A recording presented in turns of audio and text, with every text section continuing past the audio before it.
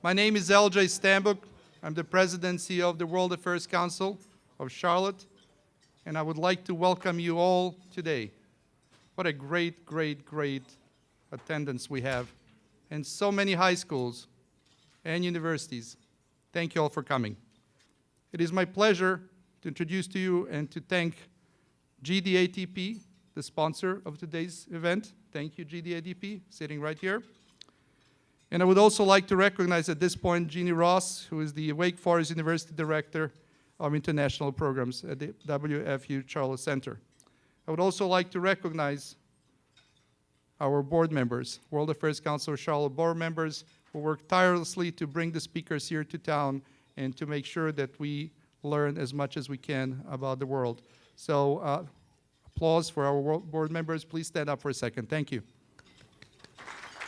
It is my pleasure to introduce to you a board member of long-standing General Counsel of General Dynamics, Doug DeMoss. Doug? Good afternoon, everyone.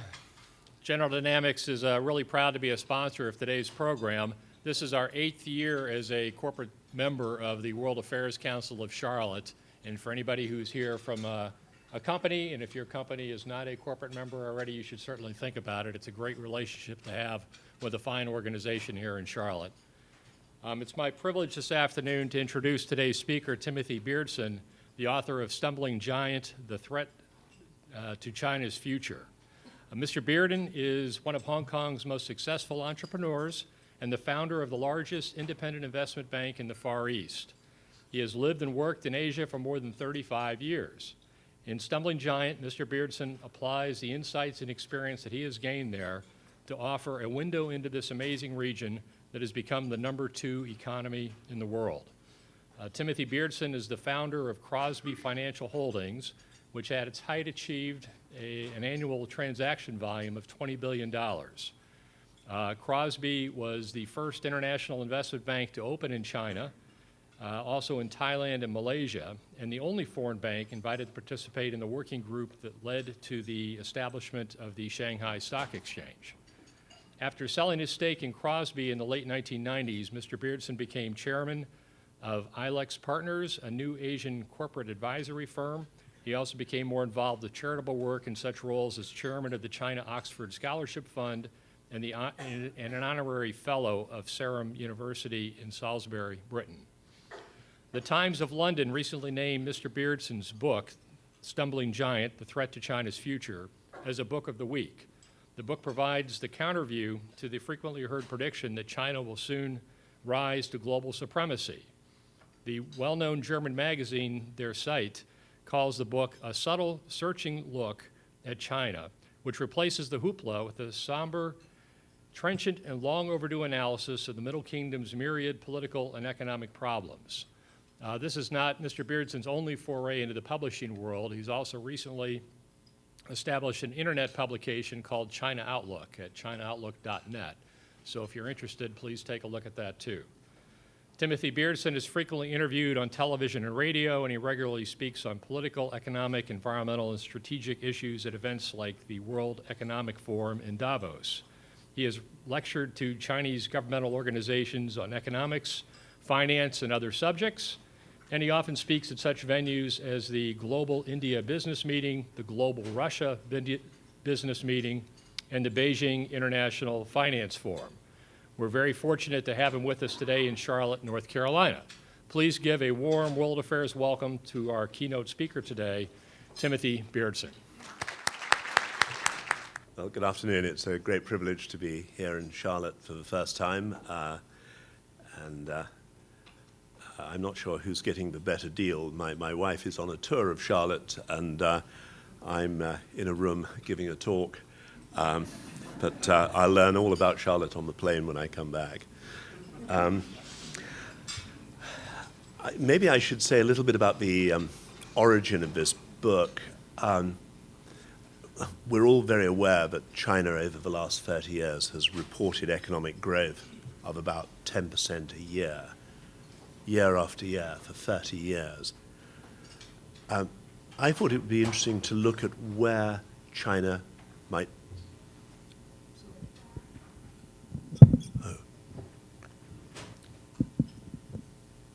Is that better? Oh, sorry. I thought it might be interesting to look at where China might go in the coming decades. What's going to happen to China during the balance of the 21st century? Considering that the rise of China is the most read subject in the print media and on the internet over the last 14 years by a multiple, it's extraordinary how few books have been written about China's future rise.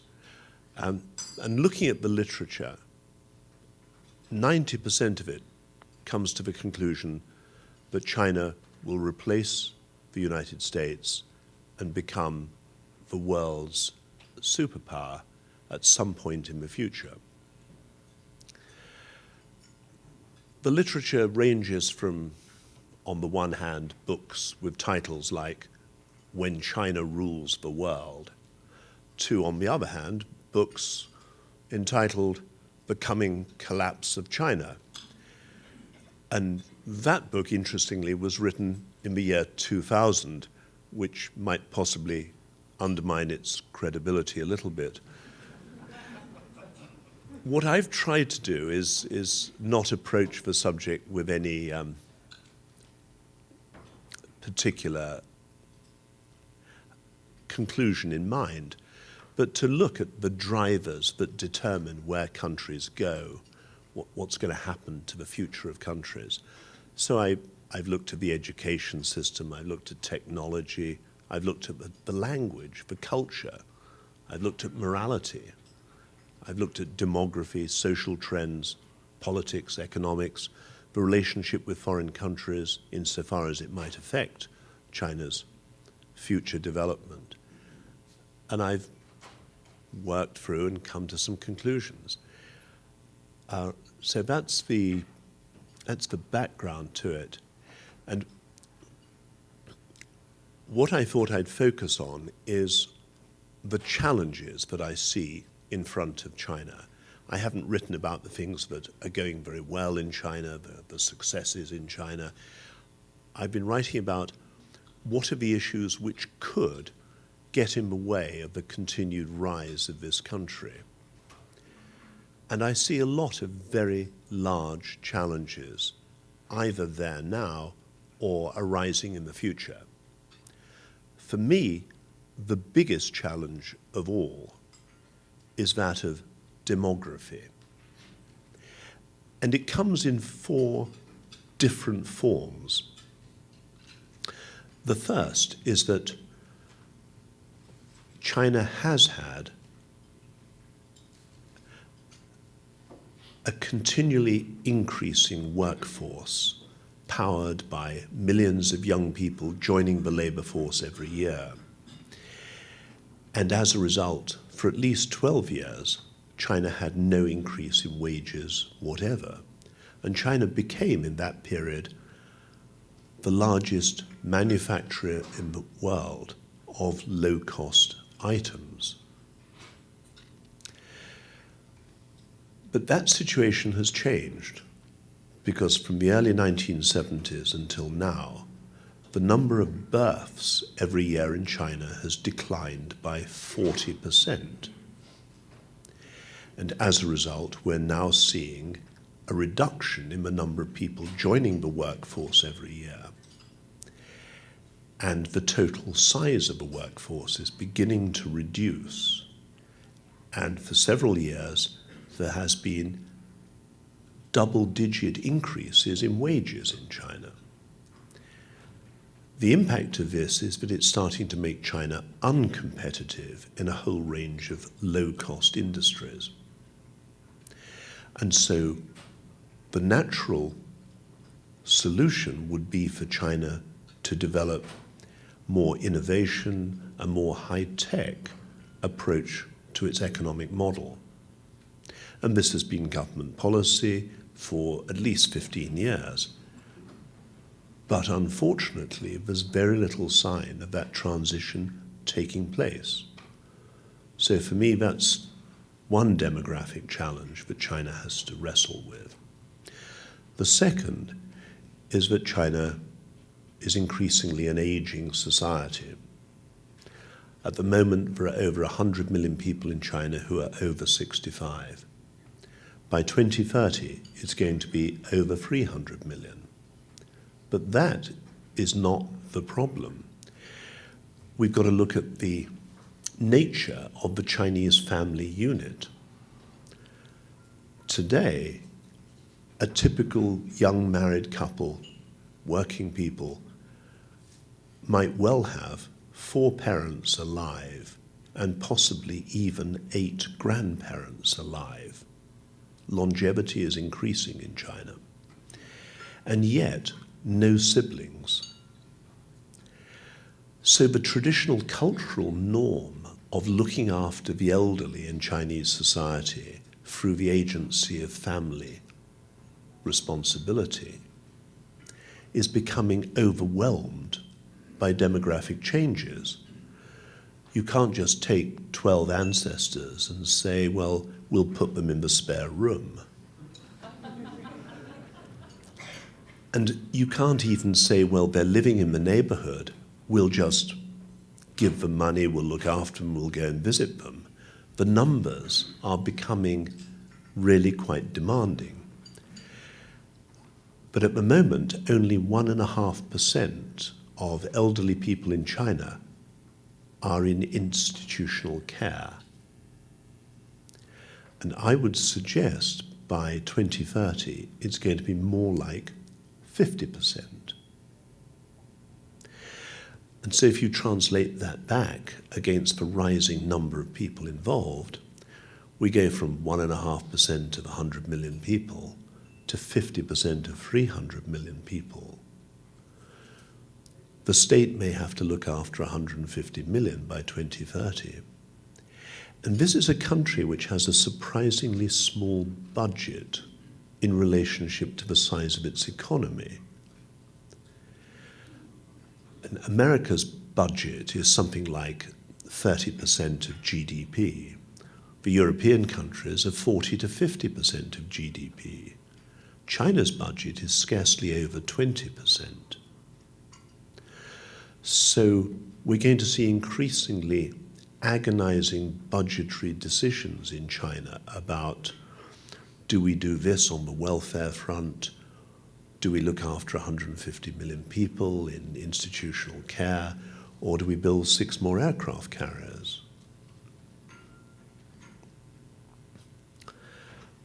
The third demographic challenge for China is that of gender disparity. As people have been producing fewer and fewer children over the years, they have had preferences about the kind of children they've wanted. And in a society which has been heavily rural, farming society, a Confucian society, the preferences have been heavily towards having male children. And people have taken steps to try to ensure that that's the result that they'll achieve. And over the last 20 years, China has had, on average, 6 boy children born for every 5 girls. And as a result of that arithmetic, we know that in the next 2 decades, there are going to be something like 50 million men who are not going to get a wife. And it's not as simple as saying 1 in 6 men are not going to get married. Because, of course, as many of you will know, women play quite an important role in marriage. They make a lot of decisions. And sociologists will tell us that women tend to marry up, which means they tend to marry men who've got a higher income, maybe more intelligent, maybe even better looking. So what it really means for China is that over the next 20 years, 1 in 2.5 men who are poorer, stupider, less good-looking are not going to have a wife. And these people are going to be angry. They're going to be in the cities, and they're going to be committing crimes of all sorts of natures. And it's already showing up in the crime statistics in China, in the cities today, but it's going to get a lot bigger. And eventually it's going to contribute, I would suggest, to the likelihood of a growing social instability. And 50 million is like the population of France. So that's the third challenge I see. The last one is the overall population of the whole country, which is still growing, but at a slower and slower rate every year.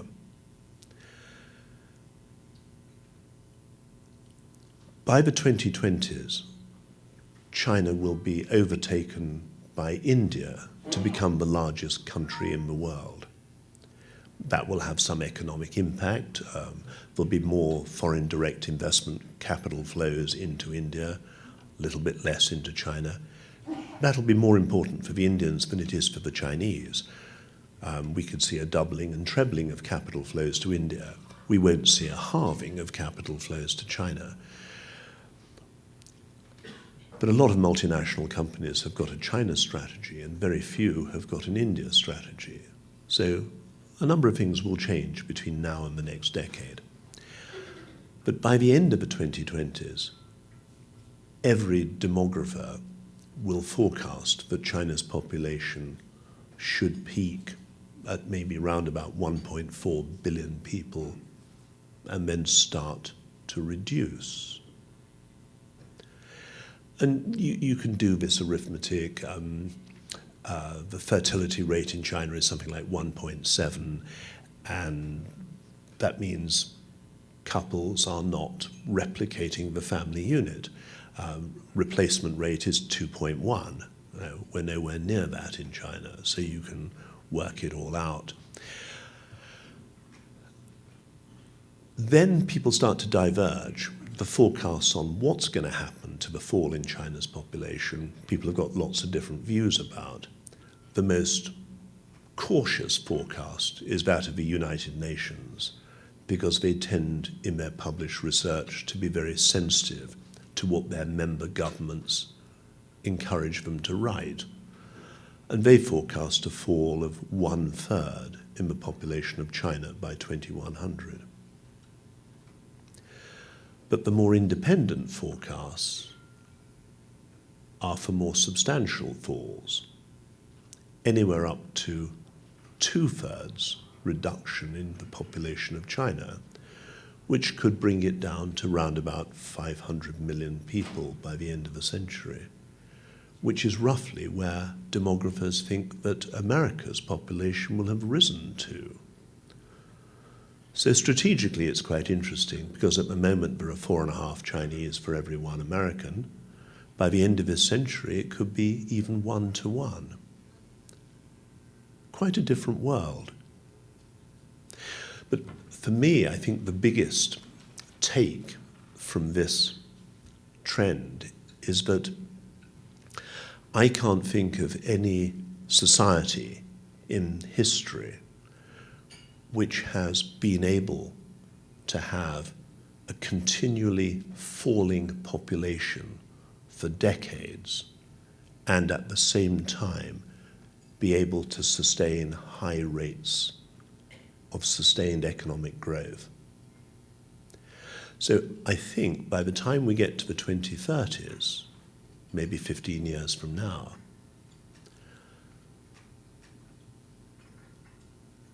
people will be saying that China will have scored a very good result if its economic growth rate hits 2%. So my suggestion is that if China wants to tackle some of the serious reforms that it has to consider, whether it's cleaning up the environment, whether it's radically changing the education system, dealing with a dysfunctional financial system, a lot of this will require money, and China really has to start embarking on it very soon while there's still a growth rate that can help to finance reforms. And my worry about China is that although in the 1980s and the 1990s, China was the fastest reforming country in the world, really since 2000, we've seen very little indeed. Policymakers seem to feel that they can think in terms of centuries, whereas I believe they don't even have decades. I think there is an urgency for China to address its problems, and that urgency is not visible in policy action today. And unless we can see that, I do feel that China is going to see its growth substantially reduce, and it's not going to have the slightest chance of becoming a global superpower. I might refer to one or two of the problems China does have in front of it, because for me, demography is one of those things which there is no quick solution for. The other problems that China has are all capable of being addressed. It just requires will, and quite often it requires finance. And you may say, well, surely demography is easily solved. What about this one-child policy? Why don't we just get rid of that and increase the number of Chinese very quickly? But what I would say is that, in my opinion, the one-child policy has had no effect whatever on the rate of births in China. And you might think, well, why is that? Surely that's the whole point of it. But the legislation was brought in 1979. At that point, China's birth rate had already fallen by 50%. Since the legislation was brought in, China's rate of births has continued to fall. But the births have fallen pretty much exactly in line with every one of its neighboring countries, Hong Kong, Singapore, Korea, Taiwan, none of which have a one-child policy. What I would suggest is that it's not the policy that's reduced the rate of birth. It's the same factors that have influenced all of these societies. It's been urbanization, people going from rural areas to cities, moving into more expensive property, smaller units, fewer bedrooms, and tending to have smaller families. And urbanization all over the world, whether you look at Africa or Europe, urbanization tends to lead to smaller families. And China is one of the fastest urbanizing countries in the world.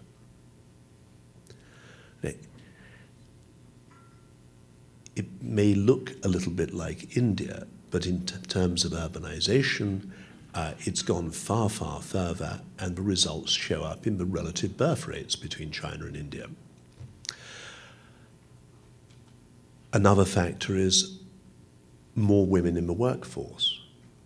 That's another important factor in there being fewer births. A third factor is people marrying later in life. So I would argue that it's the social changes that are going on which are not mandated by legislation. And I don't think those social changes are going to turn around. And the Chinese government is very enthusiastic about urbanization. It wants to increase it. It wants to speed it up. I don't see the Chinese rate of births turning around anytime soon. So I don't think changing the one-child policy is going to have much effect.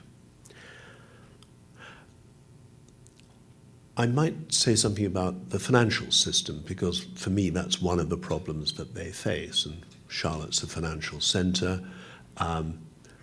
I call it a dysfunctional financial system in China, and I'll give 3 examples of why. Foreign exchange reserves attract a lot of attention overseas. China has $3.5 trillion of foreign exchange. Surely that makes it one of the most powerful countries in the world. They could buy Citibank, they could bail out the Western banking problems. I think a lot of people don't ask the question, how does China build foreign exchange reserves? And there are really 2 ways that they're created. One way is that Chinese companies, of course, every year tend to export more than they import, and therefore they accumulate foreign exchange. And by the end of the year, they have to sell it to the central bank in exchange for local currency. The other way is that the Chinese government, like many governments, is involved in the foreign exchange markets every day, trying to stabilize currencies, or, as the American government will sometimes say, trying to manipulate currencies. And what they're normally doing is trying to keep a lid on the Chinese currency. So they're selling Chinese currency and buying foreign exchange, generally the dollar, but sometimes other things. So by the end of every year, they've accumulated a lot of foreign currency. But it has to have been balanced by spending the equivalent in local currency. Where did China get $3 trillion worth of local currency? It doesn't print money in the way that some countries do in the West. And it certainly didn't have it 30 years ago. The way it got the currency is twofold. One is that it, of course, issues bonds, domestic currency bonds to Chinese insurance companies, Chinese banks, Chinese individuals. The other way is that it asks all the banks that operate in China to place prudential reserves with the central bank in proportion to their balance sheets, like other countries do. So you could pretty much say that if China has $3.5 trillion of foreign exchange reserves, it probably has something like $3 trillion of domestic currency liabilities. Now, there are drawbacks to this. And one is that, of course, the rate of return, for example, on a US Treasury is rather lower than they're paying for their domestic debt. So the estimate is they lose something like $66 billion a year on the difference in interest rates. Now, the Chinese currency has been steadily rising since 2005. But every 10% upward movement in the Chinese currency means they lose $300 billion. I would suggest that that position that China is in with its foreign exchange reserves is not a sign of tremendous strength. It's a sign of vulnerability. You could, if you were of a mind to be dramatic, say that China resembles the largest, highly leveraged, undiversified currency hedge fund in the world.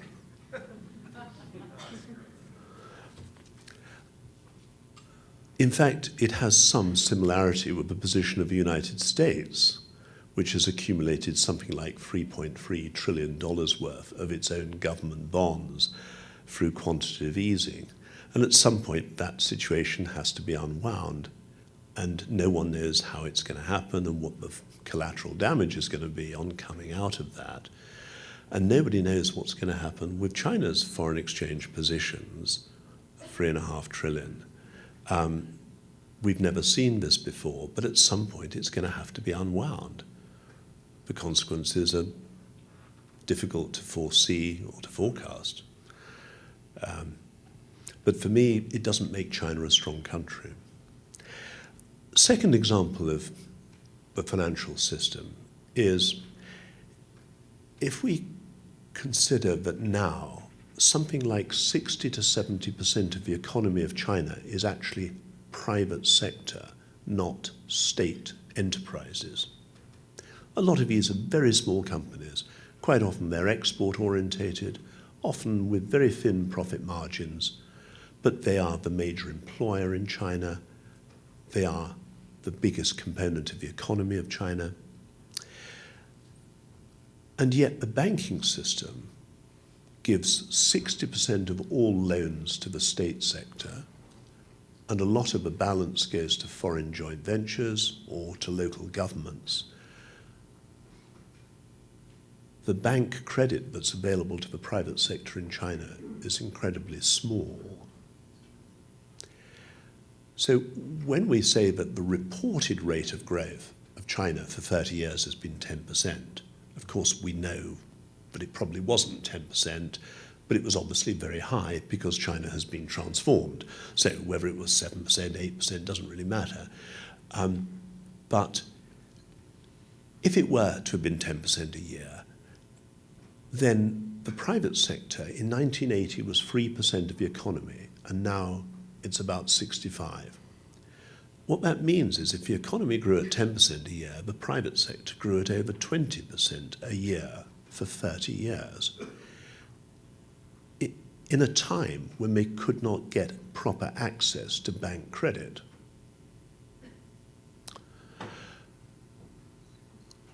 The third anomaly is that a lot of foreign investors have looked at the Chinese reported economic growth rates and said, well, this is tremendous. 30 years, 10% a year, we really want to be invested in this place. This is very exciting.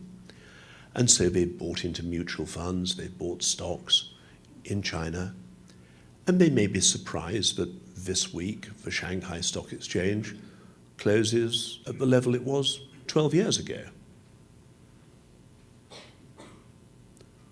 Why does the stock market not in some way reflect what the economy is reported as doing?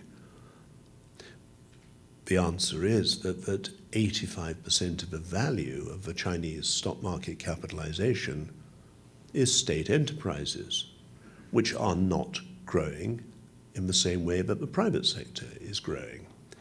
But the private sector has been discouraged from coming to the stock market. Preference has been given to state enterprises to use it to raise capital. The people that regulate the stock market are agencies of the Chinese government, which have other agendas. They're often responsible for nurturing state enterprises as well as regulating market access. And so with complex agendas, we're not getting the most fruitful economic results. So we might say, if the private sector had been able to get full access to the capital markets, stock exchange, bank credit, over the last 30 years, maybe the Chinese economy wouldn't have grown at 10% a year. Maybe it would have grown at 15% a year. For me, the Chinese financial system does not maximize the opportunities for economic growth in China in the future. And China really needs to look at radically changing the way the financial system functions.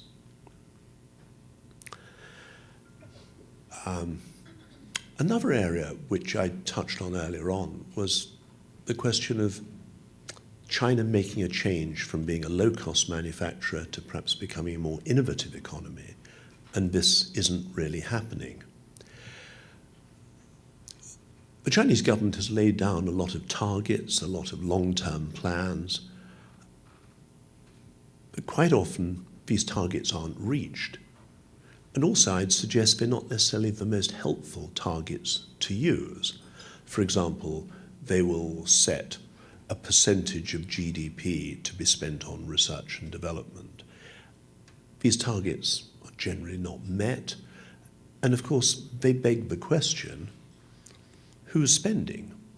And the first time you ask that question, you're told, well, 70% of the money is spent by business. Well, that sounds good, that sounds normal, it's rather like the United States. Then, when you start to look into the figures, you realize it's mostly state enterprises, not private companies. Private companies spend virtually no money on research and development. Maybe 10% of the total is done by private companies. And the state companies are often spending money on projects which they're mandated to research by the state and have no particular commercial application. Also, there are issues over how you measure money spent on research and development. In China, a lot of it is spent on buildings rather than on the research that's conducted inside the buildings. The Chinese government likes to measure applications for patents. I think it might be more helpful to look at the number of patents granted.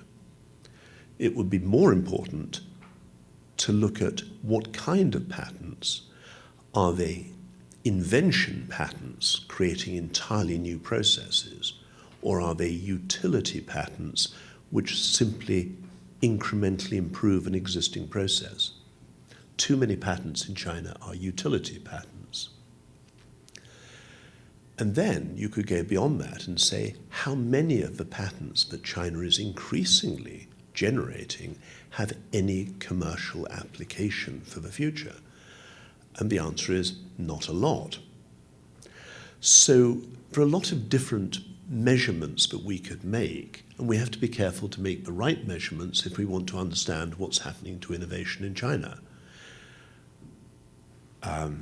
It was only 2 years ago that it was calculated that 83% of all the high-tech exports from China came from factories that were owned by foreigners.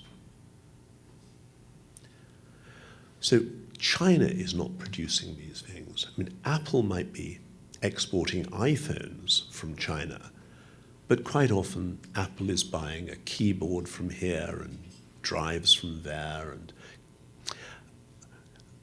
what China does is it gets the components, assembles them, puts them in a cardboard box, wraps them in plastic, and posts them to the United States, at which point they're valued at $150. But China's added value is about $7. And the companies that do this are generally Taiwanese companies that have to pay a dividend to their shareholders in Taiwan or wherever. The money that stays in China might be about $3.50, which is the wages of the Chinese workers.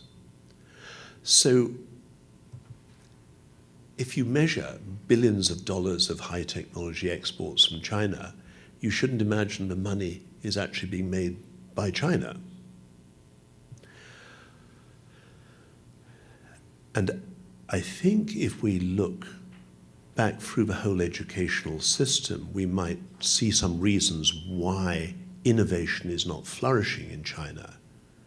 And this is not an ethnic argument, because of course Chinese people in Silicon Valley can flourish, but somehow innovation doesn't appear to flourish within China. And I think there are institutional reasons for that. If you look at the examination that's necessary to go to a university in China, the Gaokao, it's very much based on remembering the answers to the questions. They don't say, what's your opinion about the color blue? They say, question 27B is this, and there is only one answer. You either remember it or you don't. It's all about data retention, rote learning. It's not about developing critical thinking. And therefore, the whole secondary education system is geared to learning data, whereas perhaps in Western countries, we focus more on learning how to think, because the data is always changing, there's always new data coming along. It's not that important to remember it all, but we do need to know what to do with it when we're confronted with it. So the whole educational system is unhelpful to developing innovation. China had, in the 1990s, 600,000 graduates a year. They now produce 7 million graduates a year. The last 8 years, China has built a new university every 3 days. It may not therefore surprise you that if we look beyond the official data, because all data in China are frail, if we look beyond the official data, the actual rate of graduate unemployment from universities is approximately 45%. And the average graduate salary is lower than the average salary for a migrant laborer. So China might be better off to close half its universities and to reinvest the money in the balance to try and raise the quality level, because employers are clearly not getting the workforce they want. China has both deep unemployment and deep labor shortage at the same time, because the educational system is not serving the economy properly. And there are problems within the scientific world of a culture of deference, hierarchy. The oldest scientist is the best scientist. New ideas are not particularly welcome from younger people. But the culture is not towards creating innovation. And I think China really needs to look at how it goes about building an innovative society, because there's no question that that is what's needed. And I think I'm now moving to end those remarks. Thank you.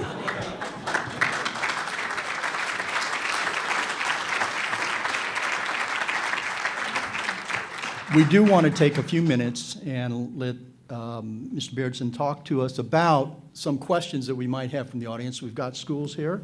We also have informed and questioning folks that are members of the World Affairs Council. So we'll accept a couple questions. Only if you do have a time problem and you need to leave, please go ahead. We certainly understand, but we're going to also pick Timothy's brain just a little bit more. And for those of you that do need to leave, don't hesitate. Please go ahead and hop up. We know how business works. And we'll stay and go ahead and have a few more questions before we actually have to let him go to make a flight this afternoon. We do have a microphone here at the center of the room. For those of you that do have a question, please come on up here and queue at the mic, and we'll take a few questions, and Mr. Beardson will be able to respond to them. So do we have questions in the audience? Please do come up to the microphone. While people are formulating and thinking their question, I do have one that I do want to ask you. As I sat and listened to your financial discussion, the question I would be interested in, the amount of money that the Chinese government allocates to its military budget. Do you see that continuing to grow, or do you see it reducing and maybe money moving outside of the military budget into the commercial budget based on all these pressures that you see in the society? What's going to happen to the military budget? Yes. The military budget gets a lot of criticism from overseas. Why does China have to grow its military budget by double digits every year? But of course, China's military budget is only about $100 billion. I mean, that of America is $600 billion. There's a criticism that China doesn't disclose all of its spending. Objective forecasts are that perhaps China spends something like 2.5% of its GDP on military spending, as opposed to the reported 2%. Okay, but America spends quite a lot more, even of its economy. And the world average for countries to spend on the military is 2.5%. So it's a bit difficult to say to China, well, you shouldn't spend what you spend, when it's just the average that everybody else spends. But what I would say is that the military spending has been growing more when Chinese leaders have been weak and less when Chinese leaders have been strong. And I think it might tell us something that it's easier for leaders to keep the military happy by increasing their spending.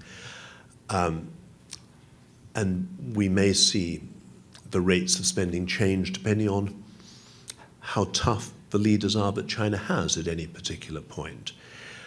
But they actually spend more on domestic internal security than they spend on the military. And they spend something like 120 billion on keeping peace within the country, because there are estimated to be something like 180,000 large-scale riots in China every year. And a large-scale riot is when several hundred are involved, where buildings are burnt down or cars are destroyed. 180,000 a year is quite a lot. I mean, it's sort of 500 a day across the country. And these are usually because some corrupt officials have taken peasants' farmland and sold it to a real estate developer for a big profit margin, or because a battery factory has been polluting the river and children have died of poisoning.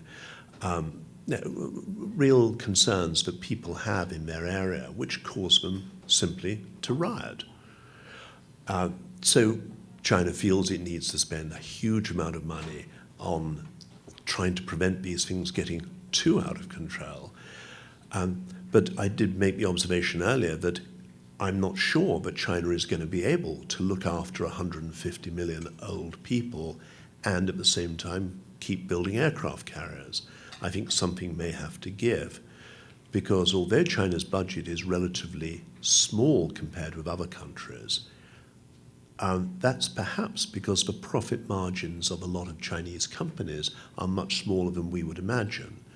Chinese companies are very competitive. They will undercut other people to win business. As a result, they have a very large share of the world's business, but often at a very, very thin profit margin. So there isn't necessarily a lot for government to tax. And I think there are going to be some real issues over whether China can sustain a continually rising global military presence and deal with all the social issues that need to be dealt with at the same time internally. Stan, you have a question? Say a few words, if you will, about the prognosis for immigration as a partial solution to the demographic problem. Yeah. Well, of course, one of the reasons why America has a very positive demographic outlook through the rest of this century is on the basis that will be continued immigration into the United States. And of course, that takes two forms. It's people at the higher levels coming here to do technical things, get PhDs, be involved in Silicon Valley. And then at the working level, people are coming here to do farming work or domestic work. And the immigrants seem to fall roughly into two categories. I mean, there's about 34 million, and about 17 million seem to be in one, and 17 million in the other, very roughly. But the total number of foreigners in China is something like 600,000 people. So immigration plays a very, very small part in China, either demographically or economically. And of course, one of the features of China is that culturally it's not a society that is particularly welcoming to diversity.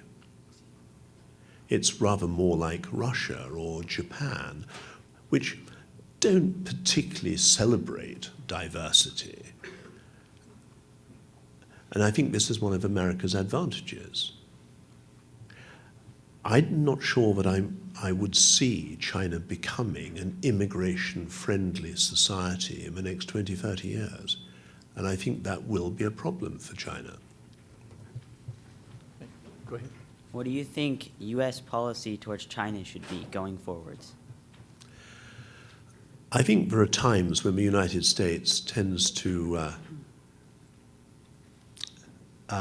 back away from speaking frankly to China.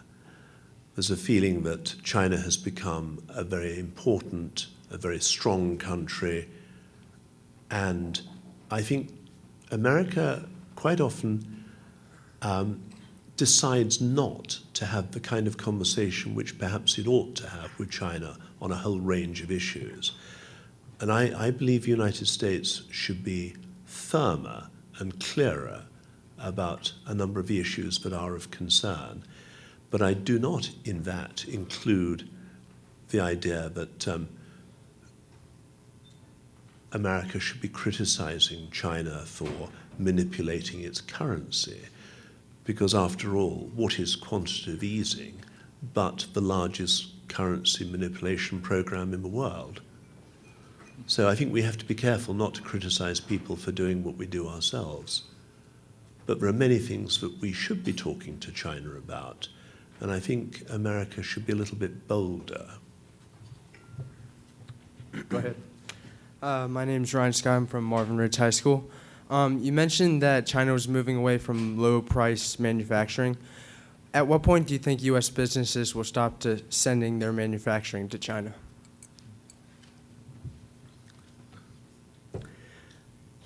I think it very much depends on what sort of business. They all have their own dynamics and models. And of course, what we're seeing is some American companies have been shifting to Vietnam or Bangladesh. Some have been coming back to the United States.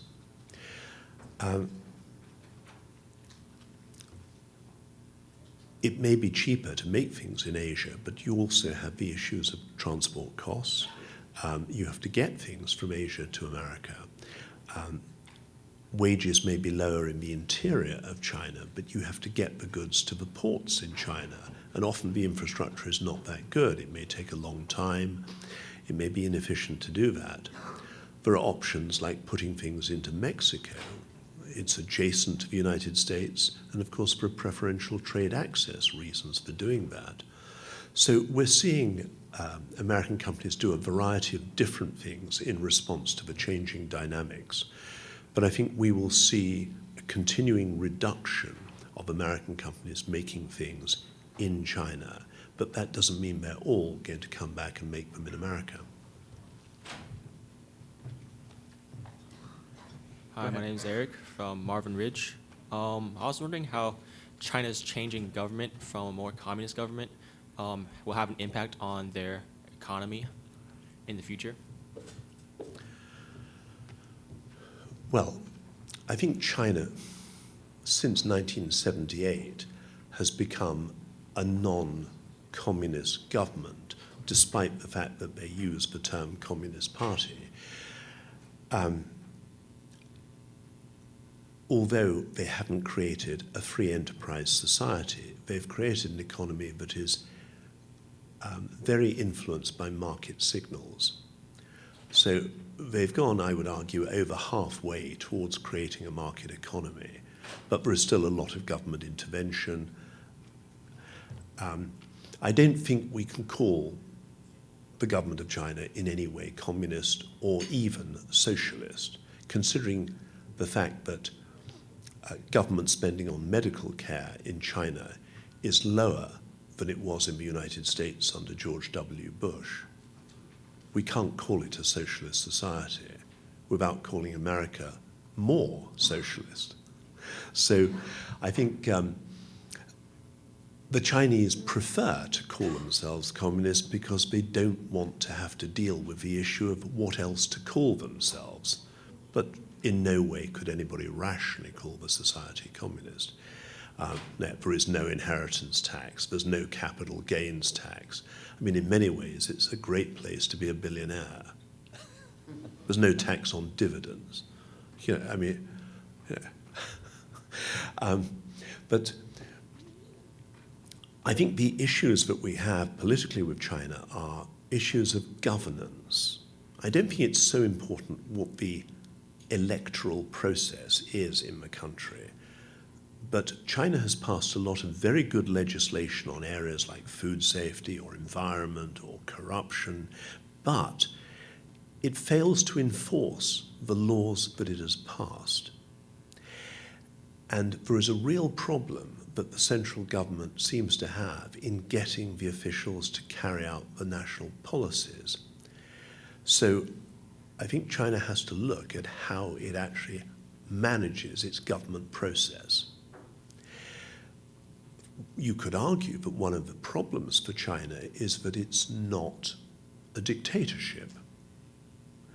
President Xi can't wake up in the morning and say, I've had an idea, let's reform the economy, let's do this, let's do that.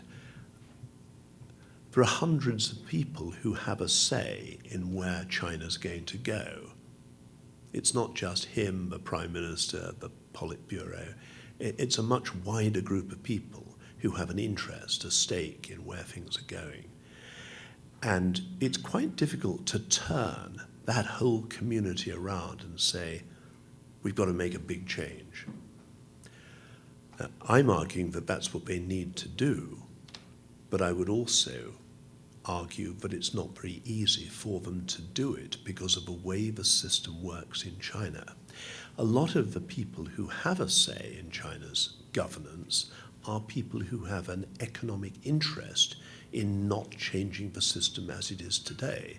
They have an interest in oligopoly, in the fact that a small number of state enterprises control the oil industry or the telecoms industry, and the rents that are achieved from that participation are extremely valuable to those who are involved. So it's not that easy to say, well, let's open the markets. Let's have a genuine free market in all these strategic industries, because people are going to suffer financially, people who are important in the political process. So we really would need to believe that very radical change can be pushed through the system, and that may have to be generated by the sense that there is no alternative, that there is some kind of crisis. Unless that feeling pervades the leadership of China, we may simply just not get the reforms that China needs to continue growing. And our one last question of the afternoon. Hi, I wanted to ask a question about the sort of crackdown on corruption that's been going on currently under Xi Jinping, and that recently has been affecting foreign investors as well. There have been executives arrested and documents seized from foreign firms. And so I wanted to ask you what effect, if any, that you think that would have on future foreign investment and on China's economic development as a whole. Well, clearly corruption is a huge issue in China. Every Chinese leader for decades has complained about corruption and said we've got to do something about it.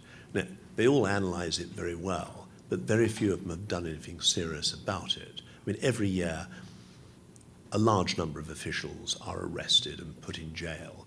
But of course, there are millions of officials, so it affects the surface of the issue. It doesn't actually affect the substance of the issue. President Hu Jintao and Prime Minister Wen Jiabao continually made speeches about how corruption could destroy the Communist Party rule over China. Quite right, it could do. But they never took the actions that would seriously address the point. President Xi has made the same observations, but we do need those observations to be followed up by actions. Yes, people are being arrested. I think it would be interesting if it goes higher than it has in the past. I mean, over the last 14 years, 3 members of the Politburo have been arrested for what was described as corruption, although you could argue they probably lost out in some party struggle. But when foreign companies are involved, you look at the medical world where GlaxoSmithKline has got embroiled. When one considers what doctors are paid in China, it's not surprising that a lot of their income is made by recommending drugs. That's how the drug industry works in China, and I'm sure that's how it works in many countries. But if GlaxoSmithKline wants to have a large operation selling its pharmaceuticals in China, they shouldn't be surprised if their sales force end up giving financial incentives to the customers to buy the products. If they don't like that, they probably shouldn't be there until the system changes. So I'm not surprised that foreign companies get caught up in this, because I don't quite see how foreign companies can sell their product without taking account of the local situation. And it's quite likely that other foreign pharmaceutical companies probably have also in some way got engaged in this. And you can either say, I'm not going to do business in China, or you have to somehow accept that probably somebody is paying somebody something. There's not much point in having thousands of salespeople and telling them that they can't sell their drugs. So I'm not surprised. I mean, China, of course, wants to have foreign companies seen to be caught up in these things, because it doesn't look very good if every time there's a corruption issue, it's always a Chinese company. I mean, it's very helpful that they can find some examples where Western companies are involved as well. I think we should expect that this is going to continue. There will probably be more Western companies that have had to do things that they wouldn't do at home in order to have a business. And the choice is, do you want to be there or not? Maybe you shouldn't be in China.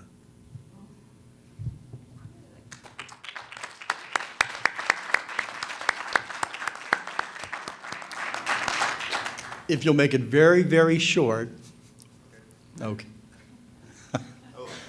My name's Mark Herman. I'm from Central Piedmont Community College. Does the increase in the near future of individuals 65 and older place a demand on individuals in the medical field to be, in assisted living communities, like maybe retirement homes? You mentioned that the staff, the manpower isn't there in China. Do you think that they will outsource to other countries, and will that directly affect immigration? Well, I think there are going to be huge opportunities for foreign companies with expertise in things like healthcare to go into China if they can find a way of doing it and yet comply with their legal systems. Yeah, there's lots. I mean, very huge opportunities for pension fund provision, for healthcare provision, for all sorts of things that China simply doesn't have because it has a woefully undeveloped social provision. Thank you. I want to thank you very much, Timothy, for your comments. You're obviously more than 10 questions deep on every subject and clearly know the realm of China and how the China impacts may have on the world and the world have on China. And we certainly thank you very much for coming here today and telling us about the challenges that you foresee that China will have in the future. On behalf of the World Affairs Council, before I allow you to say anything, I want to thank you, a certificate of appreciation to you for coming and speaking to us today, and we certainly thank you with your expertise and your knowledge on China. Thank you.